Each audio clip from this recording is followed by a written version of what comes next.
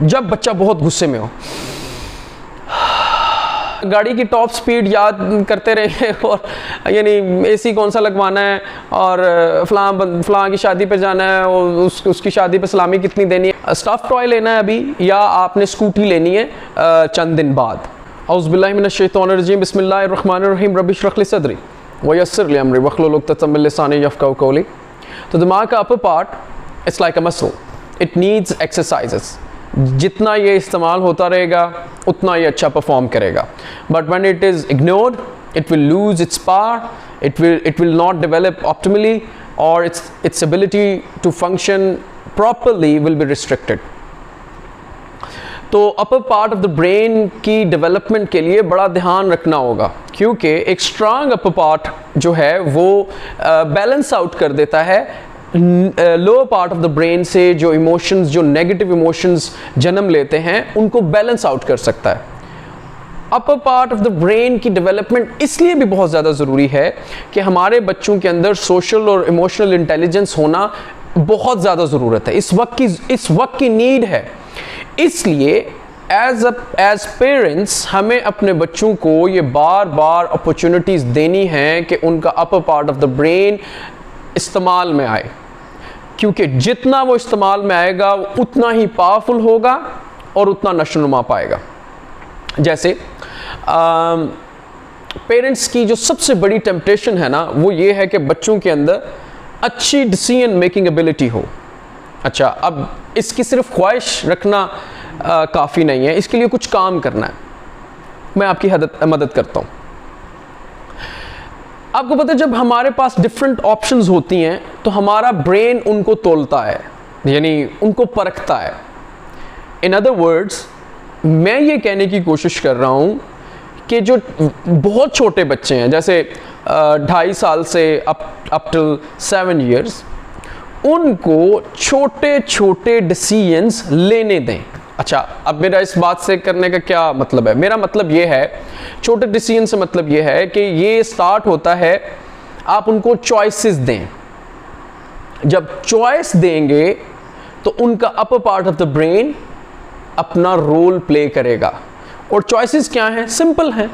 मिसाल के तौर पे अभी नहाना है या शाम को नहाना है, लेट देम डिसाइड। समझ रहे हैं? या आप ये कह सकते हैं कि स्टफ़ टॉय लेना है अभी या आपने स्कूटी लेनी है चंद दिन बाद, यानी ऑब्वियसली उसके लिए पैसे आपको सेव करने पड़ेंगे। या छोटी ऑप्शन और सिंपल कर लें कि आज आपने किस कलर की टी शर्ट पहननी है, ब्लू पहननी है या वाइट पहननी है, और लेट देम टेक डिसीजंस। उनके डिसीजन में उनको अलाउ करें और उनके डिसीजन में जब आप उनको, क्योंकि इससे कोई बहुत बड़ा नुकसान नहीं होने वाला अगर आपने उनको ब्लू पहना दी या क्या, लेकिन उनको ये अपॉर्चुनिटी मिले, वो परखें अपने अपर पार्ट ऑफ द ब्रेन से, और जब इस काबिल हो जाएं तो उनको बड़े बड़े डायलेमास भी हम दे सकते हैं, बड़े बड़े चैलेंजेस भी दे सकते हैं।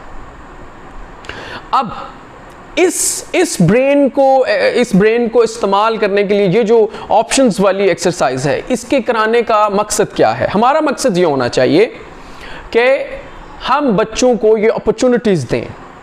अभी ज़रूरी नहीं है कि वो अच्छी डिसीजन मेकिंग करें, लेकिन हमने ये देखना है कि अगर एक बच्चा बुरी डिसीजन मेकिंग कर रहा है, मिसाल के तौर पे अगर वो स्टफ़ टॉय ले रहा है ओवर स्कूटी, तो let him live with those consequences.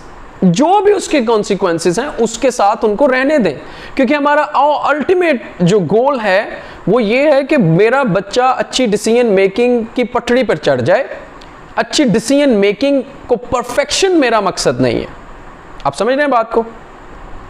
Simple सी बात है कि मेरे बच्चे को बार बार एक्सरसाइजेज, बार बार ये अपॉर्चुनिटीज़ मिलें कि वो छोटे छोटे डिसीजंस ले सके, और उनके अंदर मैं उन सारे फैसलों के अंदर रेस्क्यू करने उनको ना पहुंचाऊं, बावजूद इसके कि मैं जान रहा हूं कि हो सकता है ये डिसीजन उसके लिए इतना ज़्यादा ठीक ना हो।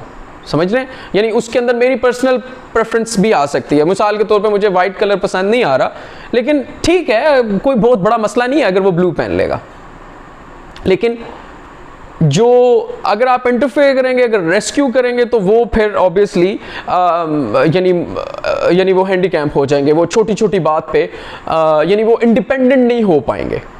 यानी मुझे लगता है कि मैंने अपनी बात बहुत सिंपल करके रखी है कि जब आप अपर पार्ट ऑफ द ब्रेन को वाकई डेवलप करवाना चाहते हैं, अगर आप वाकई चाहते हैं कि वो ग्रो करे, तो let them decide and do not interfere, do not intervene to rescue them in their decisions. उनके फैसलों के अंदर रेस्क्यू करने ना पहुंच जाएं। Let them live with their consequences. अच्छा, अब एक और चीज़ है, जैसे साउंड डिसीजन मेकिंग या गुड डिसीजन जो है वो वालिदैन की बड़ी टेम्पटेशन है। एक और बहुत बड़ा हम सबको चाहते हैं, हम सब चाहते हैं कि ये हो हमारे बच्चों में, और वो है कि उनको अपने जज्बात, अपने हाथ और अपने पाँव पे काबू हो। सब चाहते हैं।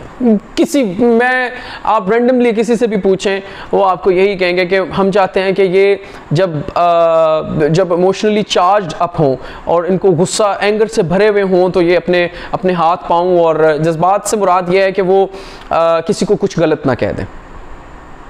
तो इसके लिए भी कुछ स्किल्स हमने अपने बच्चों में देनी है, और उन स्किल में सबसे इम्पॉर्टेंट बात यह है कि जो वालिदैन हैं उनकी जो डिस्कशन हो वो इंटेलेक्चुअल डिस्कशन हो। अगर वालिदैन मतलब गाड़ी की टॉप स्पीड याद करते रहे और यानी एसी कौन सा लगवाना है और फलां की शादी पे जाना है और उसकी शादी पे सलामी कितनी देनी है, ये डिस्कशन करते रहेंगे, तो यकीन करेंगे फिर इस सारी एक्सरसाइजेस किसी चीज़ का कोई फ़ायदा नहीं है। समझ रहे हैं आप? तो सबसे पहले इंटेलेक्चुअल डिस्कशन करें। इंटेलेक्चुअल डिस्कशन का मतलब यह है कि बच्चों को छोटी छोटी बातों से मुतारफ़ कराएं कि गुस्सा आ क्यों रहा है और इस गुस्से के जो आउटकम्स हैं वो किस किस्म के हो सकते हैं। ठीक है, ये ज़रूरी नहीं है कि वो सारी की सारी 3, साढ़े 3, 4 साल बच्चा एक एक चीज़ सीख रहा होगा, लेकिन गैर मामूली अंदाज में डिस्कशंस का बहरहाल बच्चों की ज़िंदगियों के ऊपर बड़ा असर होता है। हमने देखा है कि जो बच्चे जिस किस्म के कार्टून्स देखते हैं, अगर वो मिसाल के तौर पे मोटू पतलू बड़े आजकल फेमस कार्टून है, तो वो उसी तरह की लैंग्वेज इस्तेमाल करते हैं। ठीक है, क्योंकि वो सुनते हैं, उनकी मेमोरी में वो सेव होता रहता है। बच्चों का जो दिमाग है ना, वो हार्ड डिस्क है, वो 7 साल तक तो सिर्फ स्टोर करते हैं। तो अगर उनके सामने इंटेलेक्चुअल या अच्छी चीज़ों की डिस्कशन की जाएगी तो ऑब्वियसली वो अपने दिमाग में स्टोर करेंगे। दूसरी इंपॉर्टेंट टेक्निक ये है कि जब भी बच्चे आप देख लें कि अब वो गुस्से में हैं, तो आप उनको फिल फॉर कहें कि आप बैठ जाएं। ये प्रॉफिट मोहम्मद सल्लल्लाहु अलैहि वसल्लम का तरीका है। ठीक है, गुस्से में पानी का इस्तेमाल बहुत ज़्यादा ज़रूरी है। ठीक है, जो ही आप मूव करते हैं ना, ये भी साइंटिफिकली प्रूवन है कि जब आपकी बॉडी मूव होती है तो आपके इमोशंस भी मूव होते हैं। तो आप खड़े हुए हैं तो बैठ जाएं, और ताउज़ और तस्मीया है वो पढ़ने की बार बार प्रैक्टिस करें और एक्सरसाइज करवाएं बच्चों से। इसके बाद जो मैंने प्रैक्टिस की, एक जो ऊंचा सांस लेना जब बच्चा बहुत गुस्से में हो, ये एक टेक्निक बहुत ज़बरदस्त, इंतहाई इफेक्टिव टेक्निक है। आप अपना के देखें, ना रिजल्ट्स मिले तो मुझे बताएं। जब बच्चा थ्रो कर रहा हो चीज़ें और बैठा हुआ हो तो उसको खड़ा कर दें। ठीक है, बैठा हुआ हो तो उसको खड़ा कर दें, खड़ा हुआ है तो उसको बिठा दें, बिठा के खुद से ताउज़ तस्मीया पढ़ने की कोशिश करें और उनको रिलैक्स करें और उनको फोकस अपनी तरफ करने की कोशिश करें। फिर अगर थोड़ा सा बड़ा बच्चा है, यानी 3 to 5 ईयर्स के बच्चे को अक्सर 0 to 10 गिनती बड़ी अच्छी जल्दी से आ जाती है, तो आप खुद से उनको फौरन से आप 0 to 10 गिनती काउंट करेंगे, 0 1 2 3 4 5 6 7 8 9 10। वो अपनी उस इमोशनल स्टेज से दूसरी इमोशनल स्टेज में ट्रांसफर होते जाएंगे।